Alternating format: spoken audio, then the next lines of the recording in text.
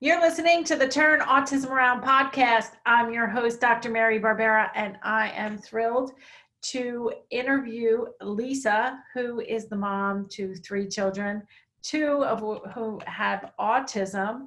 Lisa is a former elementary school counselor and has a master's degree in education.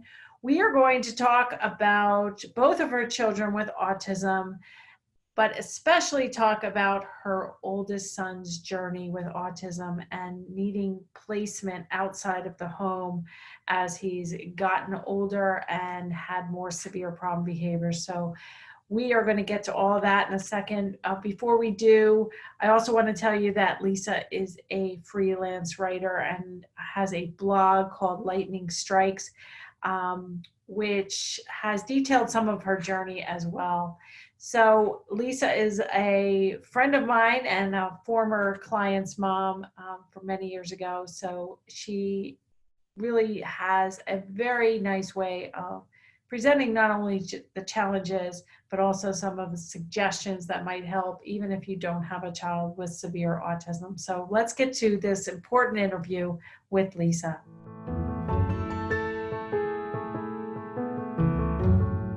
Thanks so much for joining us today, Lisa. Hi, thank you so much for asking me. Yeah, it's been a long time since we actually connected, many years actually. First question, describe your fall into the autism world. And I know you had a couple falls in there. I did. My first fall into the autism world was that of my firstborn son. I was working as an elementary guidance counselor at the time. Ethan was very young, and I guess a little bit lucky for me.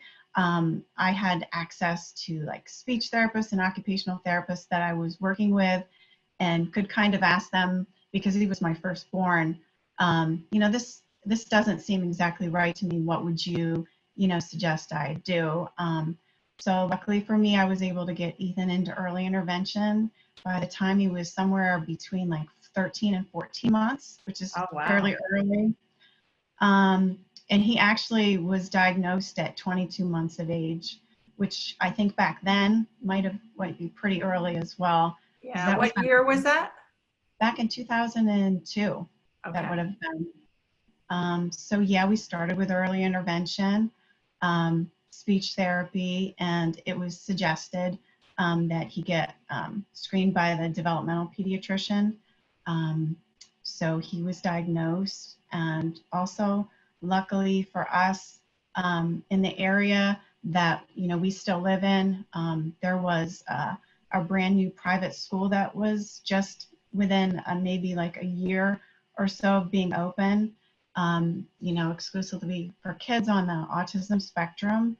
So luckily, we were able to get Ethan into that school, which helped tremendously.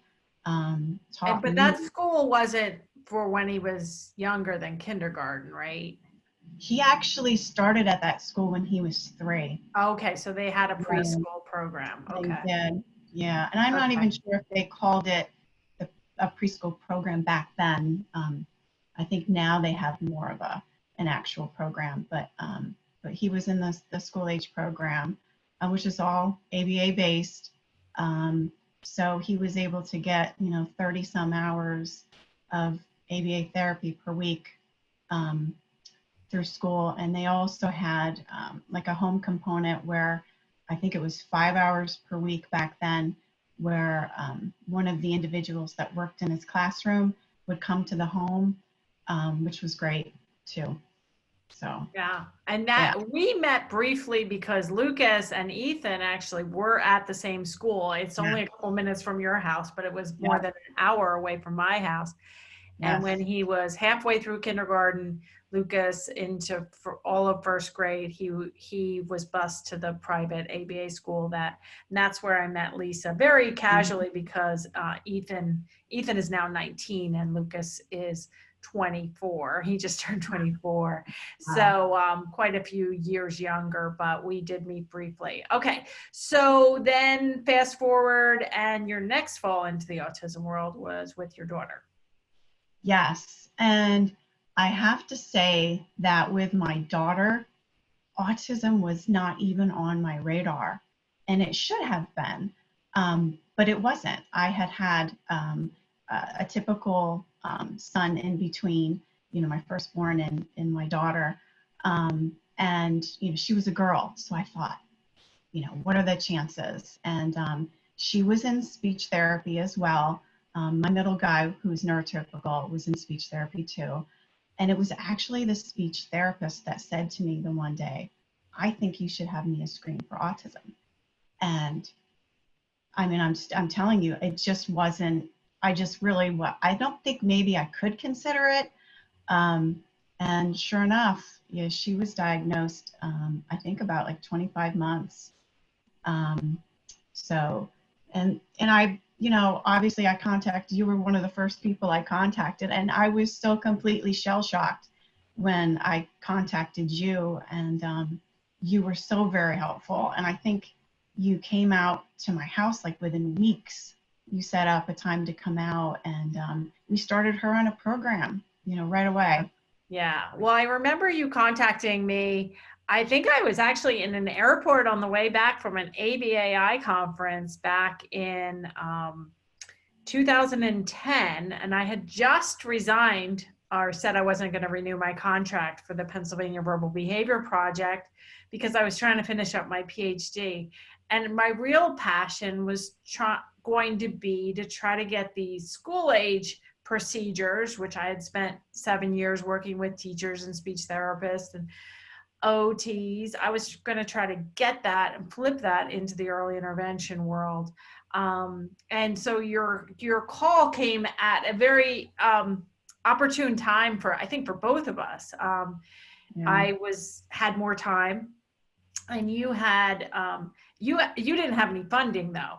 So so I said to you that my real goal was to try to spread the word, and that I would actually come and take a look at her and give you some preliminary thoughts if you would let me put her videos on YouTube. And so the first time or two or three I came, we did videos. I assessed her using my one-page form, which is now adapted to and expanded. It's still one page. Now I have a one-page plan. And really it was, and then as soon as you saw like this could really be effective for Mia, you advocated hard and got me funded. And so then I would come, I think, weekly to kind of program for her to teach you. Mm-hmm. I still have in my online courses, I still have videos. I remember I just was looking for another video and I found a video with you and Mia, and I was like saying, okay, use a 0-second prompt and now transfer that. And you were like, what? I'm like, clearly Lisa doesn't know what I'm talking about. That's not Lisa's fault. That's my fault because I didn't explain it right. And so anyway, so we have 4 videos on YouTube. They have thousands of views. We're going to link those 4 videos in the show notes. So why don't we, before we get into, I really wanted to have you on because you have a wealth of information, Lisa. And I want to focus mostly on Ethan though, because the severity of his autism, he's 19, he's out of the home in another placement. I want to talk about those issues because we've covered a lot of topics of early intervention, early diagnosis, my approach, and I really want to focus on Ethan more so than Mia, at least in this episode. Maybe we'll have you back sometime and talk more about Mia. But I do want to kind of catch me up and also catch the listeners up that have followed Mia or are taking my online courses and see Mia when she was 2 and 3 when I worked with her. But Mia is now 12 years old, you said? Oh, yep. She's 12 years old. Okay. And where she was diagnosed at 25 months, did they give you a severity level then? Has the severity level changed or? No, they really never gave a severity level, but because of Ethan, I always classified her as being moderately autistic. So no, I don't think that's kind of written or diagnosed anywhere. But just, you know, having so many years of experience with Ethan, I knew she wasn't severe, but I also knew she wasn't mild. So yeah, moderate. Yeah. And you said like you weren't really watching so closely Yeah. for autism, and I'm writing a second book now, and it's just about ready to be turned in, the manuscript. It won't be published until April of 2021 for Autism Awareness Month. But the latest research, research several years ago said 1 in 5 siblings will get a diagnosis of autism, and then an additional subset, like more kids, will need speech Right. therapy and that sort of thing. So Yeah. your middle son Nick and Mia both had speech delays. So and now the research, I think, I don't want to quote the wrong percentage, but I think it's like 20 to 35 or 36% of siblings could get a diagnosis of autism. So the sibling connection is very strong. And just to kind of wrap up this talk about siblings, but there are institutions and hospitals like Children's Hospital of Philadelphia and Kennedy Krieger Hospital. Both are fairly close to our houses in Pennsylvania. Right. They both have sibling research studies, and even if you're pregnant with a sibling, Yes. and even if you're in Texas or California or somewhere else, if you want to have your baby, your newborn baby, or your 4-month-old or your 12-month-old, or they'd like to enroll them as soon as possible. But if you'd like your baby to be monitored and participate in research to help other families as well, you can contact one of those hospitals. So I'm thinking that you never did one of those. Yes, Nick was a part of that. Yes. It was. Yes, Okay. he was. And Nick was a part of the sibling study, but then by the time you had Mia, you're like, I don't have time. I can just watch her. pretty much. Yeah, And she's a girl, so she'll be fine. She's a girl. She's fine. Yeah, little did I know. But they were great. I would definitely recommend getting in contact with Kennedy Krieger. It was a really great experience.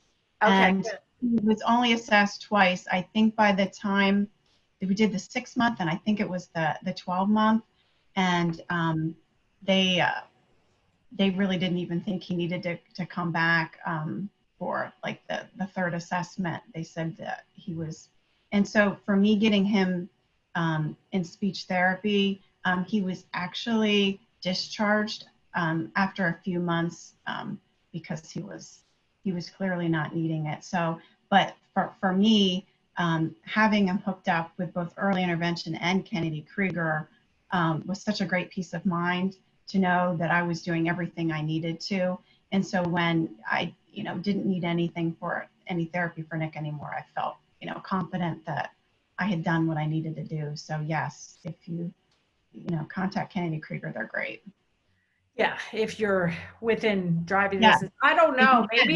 Maybe they do virtual now. Who knows? Maybe. The way of the world is changing, right? It is. So speaking of virtual and the way of the world, so now you have 19-year-old Ethan, and you haven't even seen him since February, you told me before we started recording, because of the COVID pandemic. And he is out of the home, placed somewhere, and awaiting another placement. So I kind of told the punchline there, but at what point, or what happened with Ethan that he became so, his needs became so severe that you were seeking out of home placement? Right. So with Ethan, he's always, even as younger kiddo, had a certain degree of aggression, self-injurious behavior, property destruction, a certain degree. But it was very manageable for a very long time.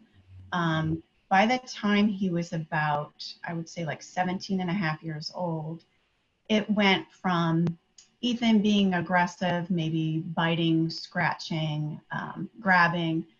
Maybe this was happening maybe once or twice a week. And it was a gradual progression of it being, a few times a week to daily. And then from it progressing to happening daily, it progressed to happening multiple times a day. And Ethan was in full-blown crisis, um, you know, a few times a week to daily, and sometimes even hourly.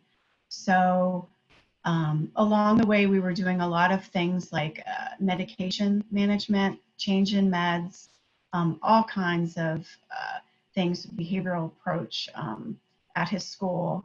But those things weren't, they were somewhat effective, but not long-term effective. So we kind of struggled with that, I would say, for almost a full year before inpatient started getting suggested for Ethan to go spend some time inpatient where he could have, more a safe environment for them to try different meds and different behavioral plans.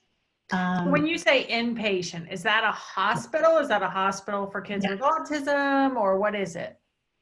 So an inpatient facility it can be a part of a hospital. And it's, I guess you could say, like a psychiatric hospital unit, but just for kids on the autism spectrum, and predominantly filled with kids that are moderately to severely affected by autism. There's some higher functioning kids where Ethan is right now, but by and large, it's kids made up just like Ethan who are, struggling greatly in their school environment as well as their home environment. And how long has Ethan been away from home? Just under a year. It's been a full year. It wasn't supposed to be that long. He was supposed to be transferred to a less restrictive environment. It's called a residential treatment facility. But there are a whole host of things that go along with that placement. First of all, you have to make sure you have insurance coverage, which Ethan actually has, great primary and secondary. But another thing is you have to wait for an opening. So, there are many, it's hard to imagine, but there are actually many, kids like Ethan who are at the same time like waiting for a placement, or they call it waiting for a bed to open within the facility. The other issue with that is the facilities themselves. So they're taking a look at all the different individual kids that are seeking admission to the facility, and they in-house are determining whether they can meet that individual's needs. And I think like the thing that I wanted to stress the most today is the children that have the most intense behavioral and medical needs actually will wait the longest. So these are the kiddos that are at the highest degree of crisis. But the heartbreaking reality is that they will wait the longest. So you can't give up hope. You have to keep plugging away and, accessing whatever is suggested that you can. But it will come. We are just now at the point where Ethan has finally been approved. We actually have a date. We have been waiting for a date since May of 2019. And wow. So here we are in July of 2020, and we just now got a bed admission date. So he's and is that within the next weeks or months? Yeah, within the next 2 weeks. Within the next 2 weeks. Okay, so he'll be transferred from his current inpatient hospitalization, which is only meant to be short-term, but it's turned into long-term placement, to the residential treatment facility. And that is in a neighboring state, not in Pennsylvania. Yes. And I know from experience as a professional, Lucas, thank goodness, never had an inpatient hospitalization or anything like that. But I know from experience as a professional that when you are seeking placement, whether it's hospital placement or a longer term residential treatment facility placement, crossing county lines and state, especially state lines, is a huge obstacle. Is that true? Yes, it was. And also at the very end stage, before we actually got the admission date, it was a lot of issues with the facility and the rate acceptance by the insurance company. So they were at the very end, so he was accepted at the facility, but there was a lot of issues with the contracting piece. There's a lot of things that are kind of behind the scenes as a parent that you have virtually no control over. So that was actually a few months of just that. Yeah, haggling over how much they're Yeah. going to get paid. And when you said about kids with the most severe behavioral and medical issues waiting the longest, a lot of that is because it's just not doable. Not Right. worth it. I don't want to say worth it, Right. but it's not doable to take care of a child with these needs that needs one-to-one staff or two-on staff or Right. a room with certain precautions in place that's going to cost money to renovate the room or whatever. It's not possible to do that for X dollars per day. It's just not feasible. So then it's all this haggling. And in the meantime, another quote unquote easier kid gets the bed because Absolutely. they Yeah. have capped out on the Yes. most intense needs. Yeah. Yes. So it is something that I see as a professional, like I said, and it is very much a part of the behind the scenes that most parents and professionals would have no idea.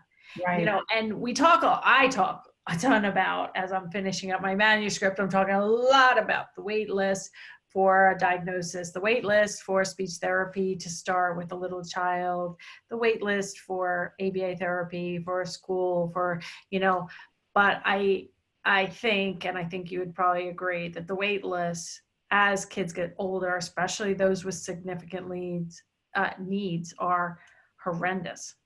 Right. Absolutely. There are families that I've just become aware of, through this journey that I've been on this past year. They have kids 3 to 4 states away. They have to take a plane to go visit their children. So, while this has been, a real harrowing thing that I've gone on, I actually feel kind of lucky that Ethan is only going to be 1 state away, because I know other families that their kiddos are many states away. These families have had multiple denials, like 26. So that means 26 different facilities denied care. So, these are like the families that have to just continue. Okay, that's another denial. Okay, where else can we look? Where else can we look? And then the insurance company is then kind of going back to the, some of the other, providers that said no. Well, how about now? So it's really, it's hard to say this, but my experience is typical. So you kind of want it to be atypical, but it's not. It's typical. So yeah, if there are other families out there that are going through it, there is end in sight, but it's going to take a lot of effort. Yeah. And one of the ways, even though we haven't been in touch for years, one of the ways I do know a little bit about your journey is because you have over the years written some blogs, and you are an excellent writer. And I remember reading one blog, and we can post some of your blogs, or at least the link to your website where people can look at your blogs from over the years. I remember this one blog talking about your experience in an emergency room situation, because and my husband's an emergency medicine physician, and he's Right. now, a vice president of a health system, and Mhm. overseeing ERs and urgent centers and that sort of thing. So I have a special place in my heart for, the challenges of emergency rooms and the Mhm. challenges of hospitals. Um, and, when Lucas had some issues in the way past, uh, you know, I was just like, at nighttime, he's aggressive or self-injurious and out of control. It was actually before we found Dr. Murray, a psychiatrist that we both know. He's on episode number 28, marybarbera.com/28. We found him. Lucas was diagnosed with an autonomic nervous system dysfunction. He was uh, a medicine that's actually a cardiac medicine, like literally changed Lucas's life. So if you haven't, the listeners out there, if you haven't listened to episode number 28, this beta blocker, which is cardiac med, literally saved Lucas's life. Wow. But anyway, and we talk about that in that episode. But prior to that, so he was like between the ages of 14 and 18, he would have these aggressive outbursts or self-injurious behavior. And a lot of times that would happen at nighttime. And I remember the one night I said to my husband, and Lucas was like out of control and he was aggressive towards me. And Spencer was, a couple years younger. So he was maybe 12 or 13. And I was just like, what would happen if I brought him to the emergency room? Like, what do families do? Like, I'm a behavior Right. analyst. I'm a Right. registered nurse. My Right. husband's an ER physician. Like, we're not typical. You know what I mean? We're both, Right. tall Very trained. people, and we're, physically, Lucas is not 6'4" and we're 5'2". I mean, I'm like, what do people do? What would happen if I brought Lucas to the ER? He's like, we're not bringing Lucas to the ER. And I'm like, but what would happen if I did? Yeah. And he's like, we're not bringing him. So I really don't know what happens. But then you wrote a blog that said what Yeah. happened. So and Yeah. I know this isn't an experience for everybody, but like, Right. just give me a glimpse of like what happened when you brought Ethan to the ER, or was it different every time? Yeah, I don't throw the word traumatized around lightly, but that is complete traumatizing experience for both the parent and much more so for the child. It just shouldn't, the system is broken completely when it comes to having to take your child with severe autism into an ER facility. There are wonderful individuals that work there, nurses and doctors that care greatly, but the ER is not set up for a severely autistic child in full crisis. They go into a room where they can be monitored. The door is locked. There is somebody, in our case, like a staff person in between the two psych unit beds, I guess they call them. So you can kind of see them at all times. But basically what you're doing as a parent is you're waiting. So they'll hook you up with a social worker when you get there, and the social worker's job is then to go find a bed for your child. There are families that wait in the ER for weeks. I think our longest stay was 4 days, but it's just it's something that really we need as a country, as a society, to change that practice. Ethan has some medical needs. The last time he went inpatient, I tried to kind of bypass that whole system and just contacted the inpatient unit directly. But because he needed medical screening, he needed to have some scans done before the facility would take him. We couldn't. So we ended up back in the ER yet again. Once you've been in the ER one time, you do not ever want to go back. And again, I stress there are wonderful people that work there caring. It's just not set up.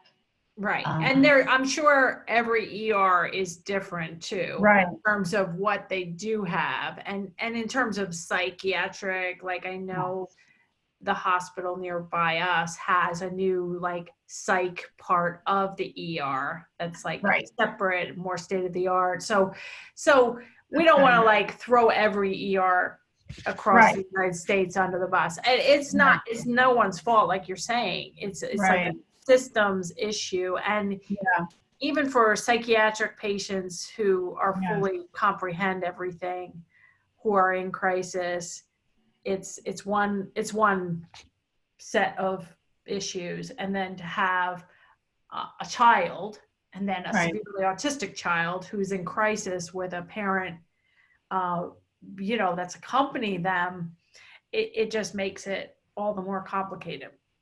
Definitely. Yeah. So I know we're kind of, we didn't really cover Ethan's medical issue, and it's kind of like a whole nother episode, but Ethan was diagnosed with a brain cancer. And how old was he then? He was 9 years old when he was diagnosed. 9 years old. And so he had severe autism, and then he fell off the counter and had a brain.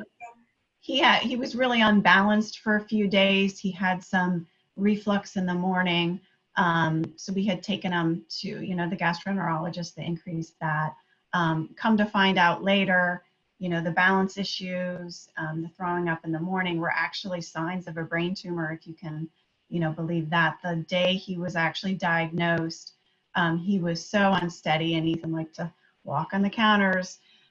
He just fell. And at first I thought, because he didn't get back up, and the fact that he fell to the ground was odd. But yeah, he went to the ER, and I thought they were going to tell me he had, concussion, and the entire team of doctors came in to tell me he had, brain cancer. They found a golf ball sized tumor in his left ventricle. So Ethan is a trooper, and he went through 2 brain surgeries, one to resect the tumor, another to have his shunt implanted. He went through 2 months of radiation, another 10 months of chemotherapy. Wow. Yep. So he's got, an extensive medical history. Well, and that was probably another reason why you were not watching Mia like a hawk for autism, because I was in the middle of cancer. Yeah. And Mia was a baby when that was all happening, right? Yeah. Wow. Yeah. So how much do you think the radiation and chemo and his brain cancer have affected the behaviors that are happening now? I absolutely think it's a huge factor. I wish I had some professionals kind of, guiding me. And I have to say that Ethan was a really unique case for his, oncologist. So kiddos that are cancer survivors typically, follow up with a neuropsychologist. They'll have cognitive abilities tests. For Ethan, he couldn't participate in those tests. So we haven't really had that kind of follow-up care. But I absolutely think it's a factor. I mean, how can you go through 2 brain surgeries, chemo and radiation, to an already severely autistic brain and have no issues? I have been able to find some research on my own online that is highly suggestive of medulla in particular, which is the type of brain cancer that he had, and aggression. And these are kids that had no autism. These are typically developing kids. So yeah, I think that. And that's got to be a factor too in your inability to get a bed at a residential treatment facility, because then you're like, oh my gosh, if he gets self-injurious and hits his head, is that more at risk, or he still has a shunt, right? That's the kind of thing that's long term. So then people don't know what to do with a shunt, and it makes things super complicated. So wow. So yes, unfortunately, if your kiddo has some some more extreme medical needs, yes. That Yeah. we had 2 denials just straight because of the shunt by 2 facilities. They didn't want to touch the shunt. So yes, you're right. Yeah. I had a client many years ago who had autism. He also had cerebral palsy, and he was in a wheelchair. Oh, wow. And he'd have aggression, and Mhm. it makes it so complicated. Yes. Because like you said, it's a unique case, and then they're just Mhm. like they're already kind of like he's not going to fit in, and then you add that. Right. Wow. Yeah. All right, so that's a lot. That is a lot. Mhm. So okay, so let's talk about like things you learned. Like if you were going through the same thing, that you were, had a child, maybe there's a listener out there who's listening, or professionals, you have a child that people are starting to talk about, I think he needs out of home placement, family members are getting hurt, families in crisis now, what are just 3 to 5 things that you'd be like, I wish somebody would have told me this? I wish somebody would have told me. It would probably be like the most difficult aspect of autism for Ethan. It was probably the most difficult aspect, and I think it was because I was so used to attacking it. Okay, well, this is what we're going to do. And I was so used to having, even if we had to wait, weeks to months, but there was progress. In this respect, there was no progress. And I got to tell you, I didn't know what to do with that. I thought, what am I doing wrong? It has to be my fault. Because as a parent, you think, well, there's just got to be something I can do to solve it. So I guess the biggest thing I could tell parents is this is when your patience has to be at an all-time high, and your hope has to be, at an all-time high. And you have to, reach out to other parents in, similar situations. Facebook is always such a great thing. I typed in, support groups, for families that had, children that were going to be placed. So I found something that's called Autism Away from Home. And I was connected with other families that are, have the kiddos or in either group homes or residential treatment facility, inpatient care. And they've been, a wealth of knowledge. They know a Is lot that about.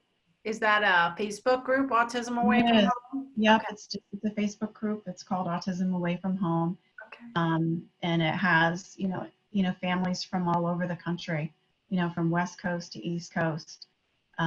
So that's, it's been great to hear, their stories, and see, and I think it's especially been helpful to then see some of the kids that are in the facilities that are, doing well, and they're having great visits, and they're able to bring their kids home for a week or a weekend. It takes, a while till they get there. But so yes, so reach out, just like when your kiddo is little, just reach out to other families that are experiencing something similar. So, yeah. Yeah. And what will happen now that Ethan's 19 and he's moving to an RTF? Is that a long-term kind of solution? What happens when he turns 21? Does that No, matter? What happens when he's an adult? I mean, he's yeah, classified as an adult now, right? As yeah, 18, but yeah, like in terms of school, he could still go to school until he's 21. So I know right. that 18 to 22-year-old range is really tricky. Right. And like everything else, it's, about, getting funding, which that part was actually kind of easy for us to get the waiver funding for, when he was post 18.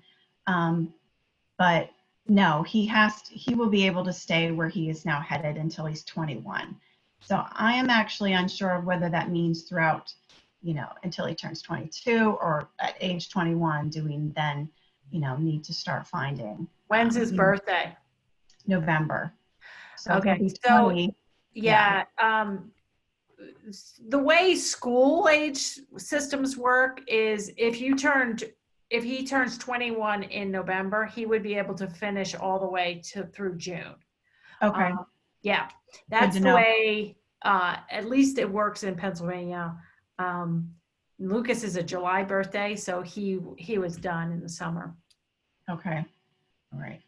Yes, so that will be the next thing that we'll have to address. And first we'll have to, make sure he's doing well where he is, and then we'll have to begin to look for another place. The plan would be for Ethan to be in a group home and very close to me. Right now he's going to be about an hour, actually closer to 2 hours away. So, I would like him in my backyard if possible, but at least, under 30 minutes. So then, we can be involved in, medical, issues and doctor's appointments and just having him come, to the home to visit. Yeah. So, Because I imagine when you were talking about, you didn't know how long this was going to take. right. I feel like some of it too is, at least for Lucas, like I have controlled everything. Like, Oh, and I gosh, have, seen him almost, every day unless I'm yes, away or something. But I think that, in your case, you had you had no choice, right? right. For the safety Yeah, of him and his family, and yes, you had no choice. But I think when you are talking about placement, there's a lot of people that, one placement, it's not as urgent or in crisis as Ethan's situation. And it's like, it's hard to imagine Lucas living even 30 minutes away from me, or me not being welcome to pop in or involved in the day-to-day or the, overall aspect. yes. I can imagine that's hard for you. That is the strangest thing. The first night that they spend away from you and you're on the phone calling, to ask if they've eaten today. And I do that daily to this day, this whole past year. So you have to, rely on, other people to care for your child. And it's a very difficult thing to do. And you you have to just respect the professionals there, trust that they're taking care.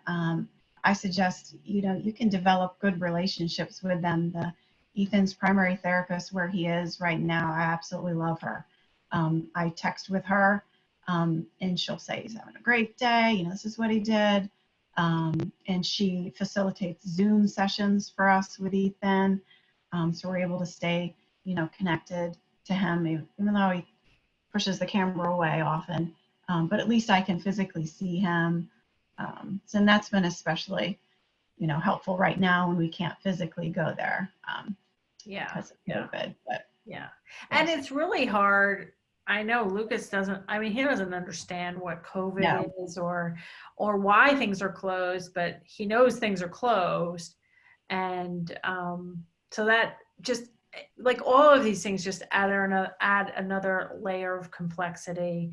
But yes, I think you're a good example of, you know, life threw you some curveballs, to put yes, it mildly, right? yep, And I think I say this in my new book, is like, you only have one life.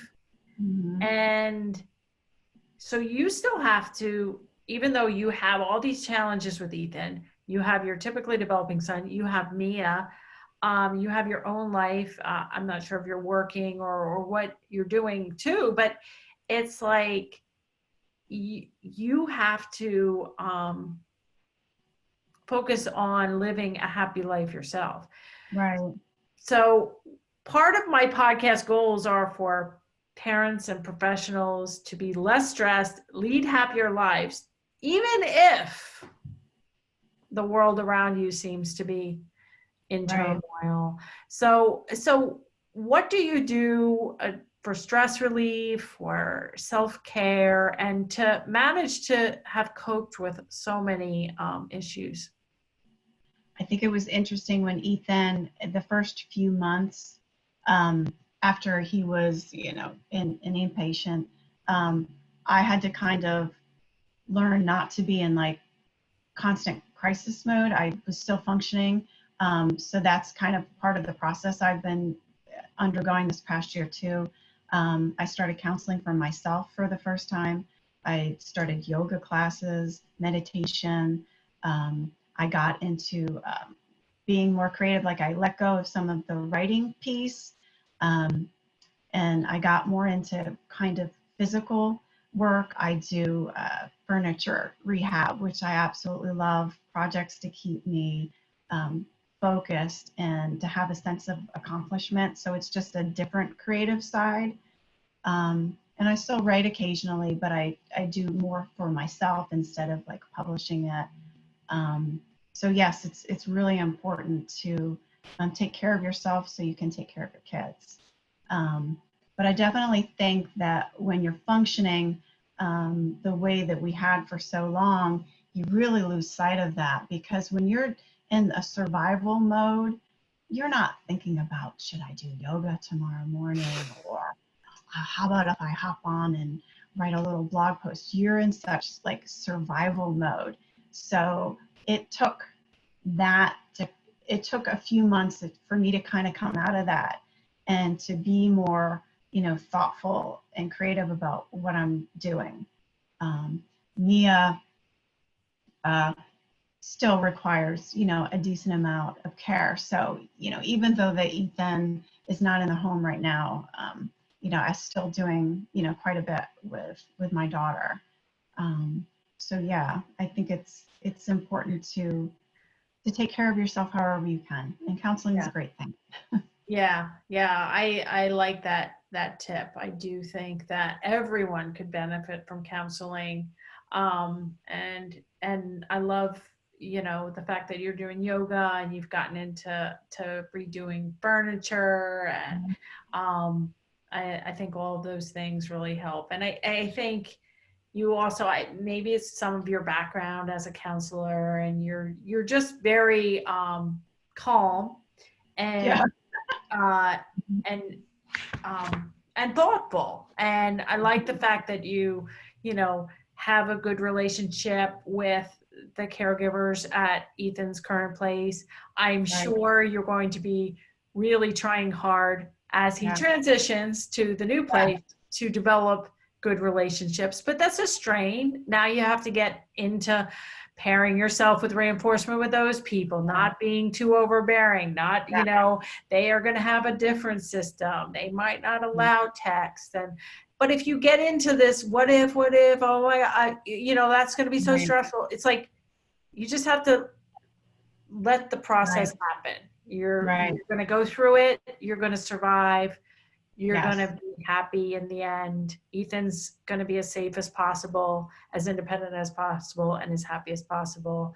And both of your kids, actually all three of your kids are, you're going to strive to help them each reach their fullest potential, continue to reach your fullest potential, and just go on with your life. And it's, I think in the beginning, I don't know about you, but I was very much like, I want to fix this. I want to get to the finish line, have a normal life. There's no such thing as a normal life. And I think your life, has been filled with lots of challenges, and in just, just making it like, I'm going to not only survive, but I'm going to thrive.